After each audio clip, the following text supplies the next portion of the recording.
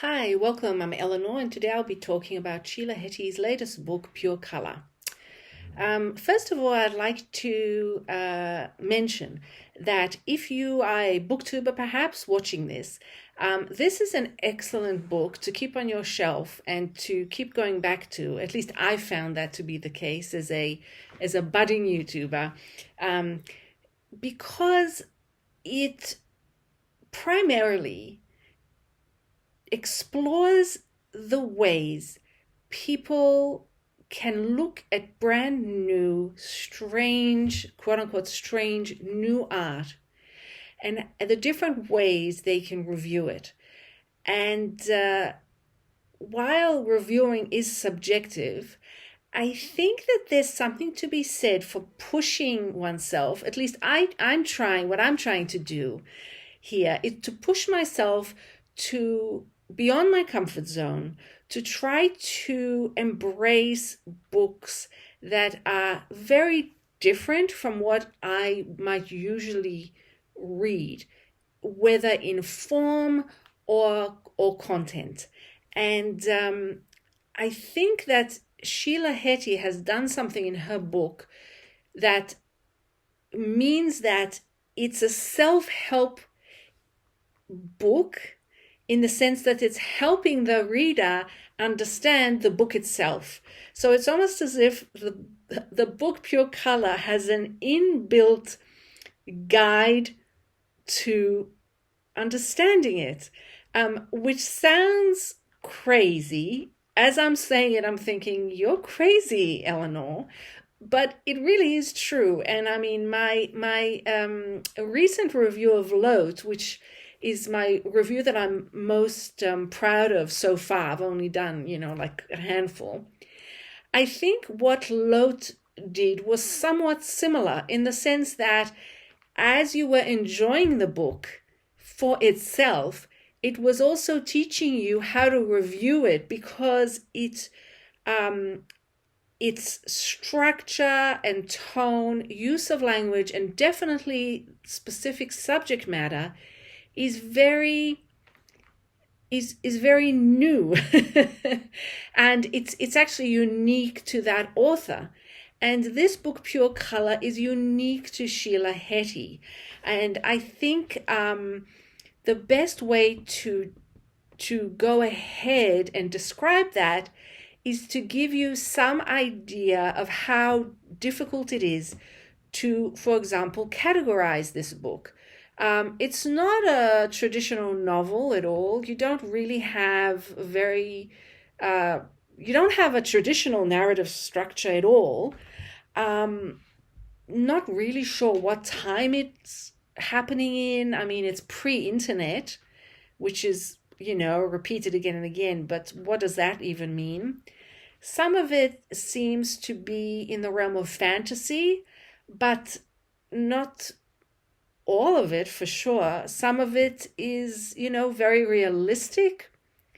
Some of it seems to be based on the author's biography because Sheila Heti's father did unfortunately die when she was, in the throes of writing this book. And the book does deal with a father-daughter relationship and a father dying. But it's certainly not biographical.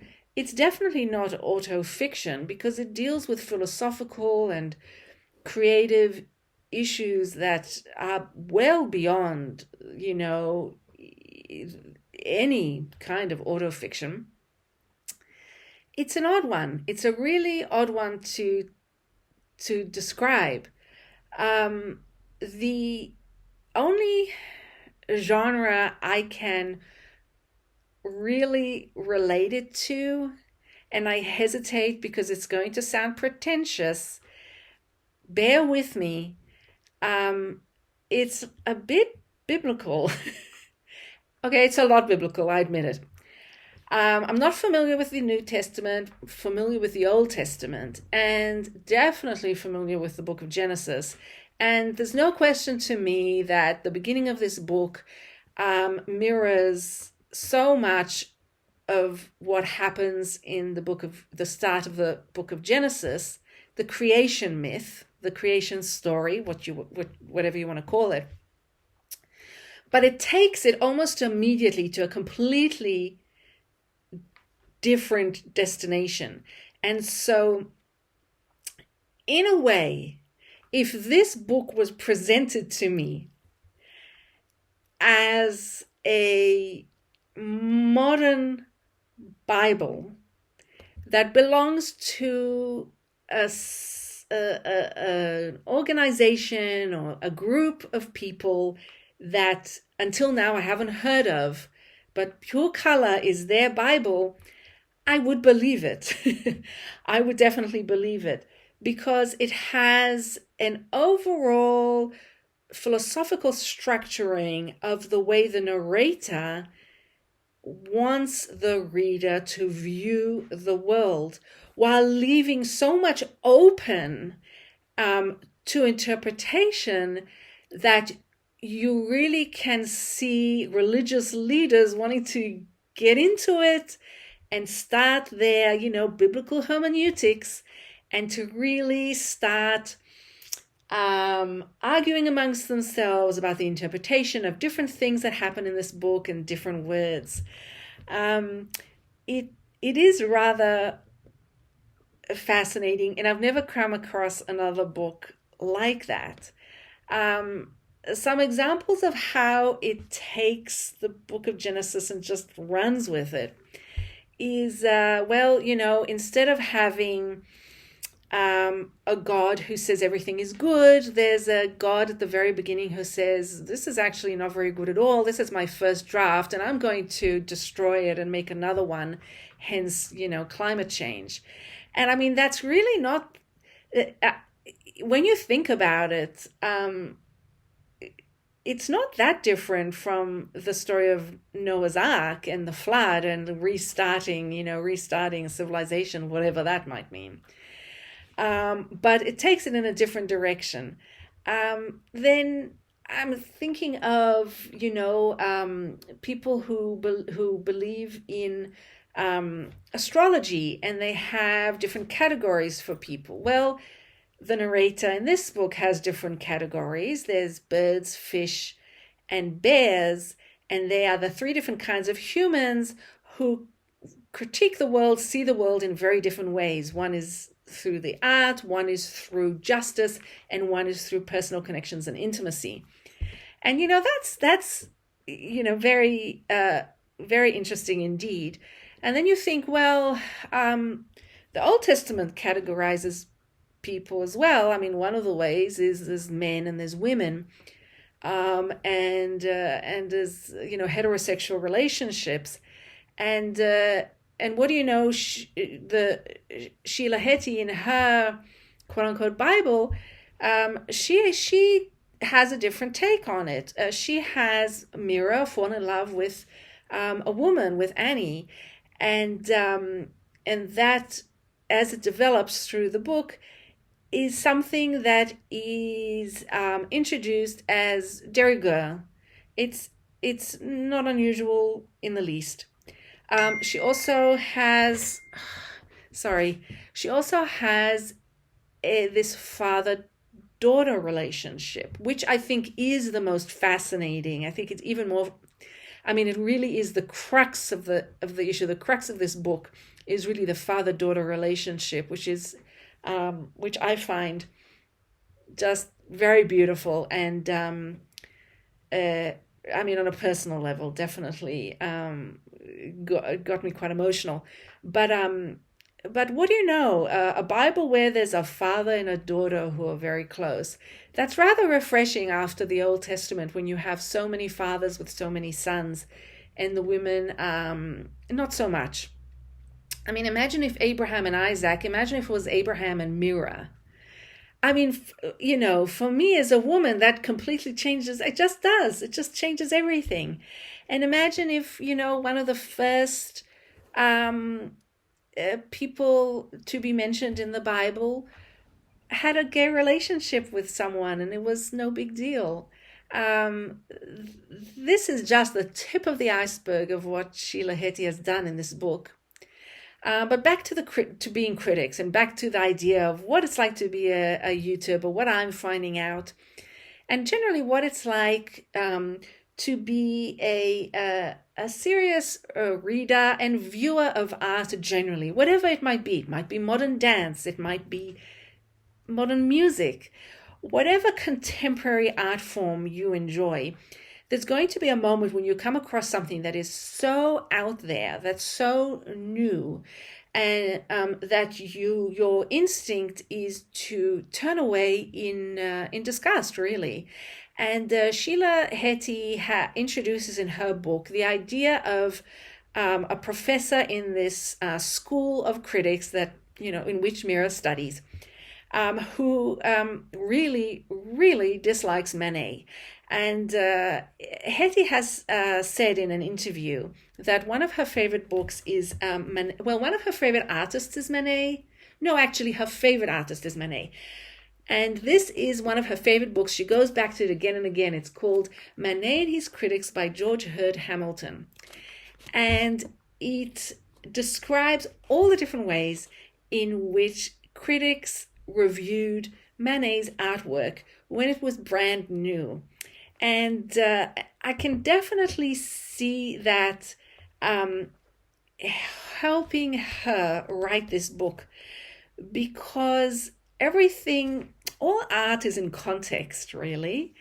And when something is very new, it's very challenging to see it in any context, because, for example, a book to become, you read a book, let's say you read a book that you haven't heard anything about it, you haven't read anything about it, the author is new to you, and it's just very, very different.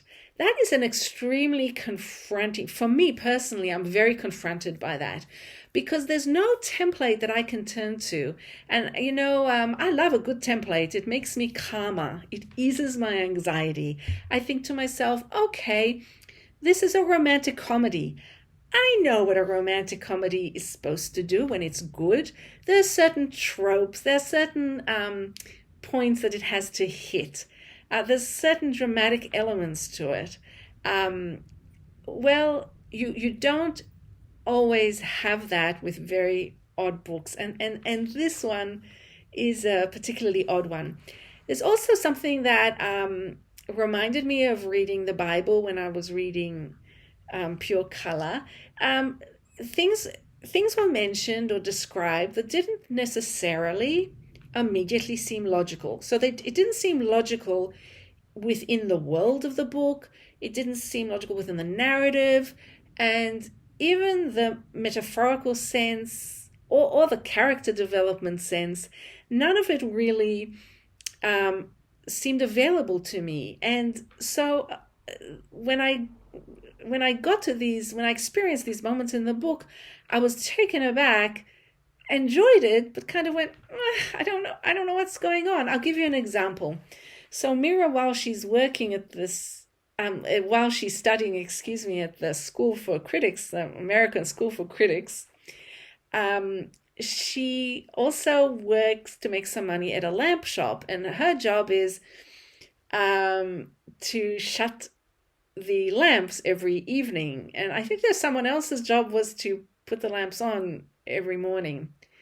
And there's a lot of detailed description of the lamps, of a particular lamp that she loves, about how she eventually buys it and what happens to the lamp in the end. This is the kind of detail that has me thinking, and I think I'll always be thinking of Mira's lamp from now on. It's going to stick with me because there's no definite meaning to it. I've thought of a lot. I want to talk about it with other people. I like it. I like the image of her turning the lamps off at night. But in the scheme of things, why is it necessary? Out of all the things we can learn about Mira, and there really aren't that many that are mentioned, why so much time? Why so much real estate in this book spent on the lamps? So I was thinking of biblical terms. Maybe it's showing that she's somehow, the days are progressing. Maybe it's a subtle pointing to let there be light in the Old Testament. Maybe it's something about a work of art. Maybe it's a work of art that you love just because you love it, even though it's not that special to anyone else. Maybe it's about function and art and an exploration of that. Maybe it's about color needing light to be able, you need light to see color. You can go on, and this is basically what literary academics and great biblical scholars do. In biblical hermeneutics, that's what they do. And Jewish scholars will study the Talmud, where you take that small paragraph of text, and pure color is made up of small paragraphs of texts, and you write all around it. If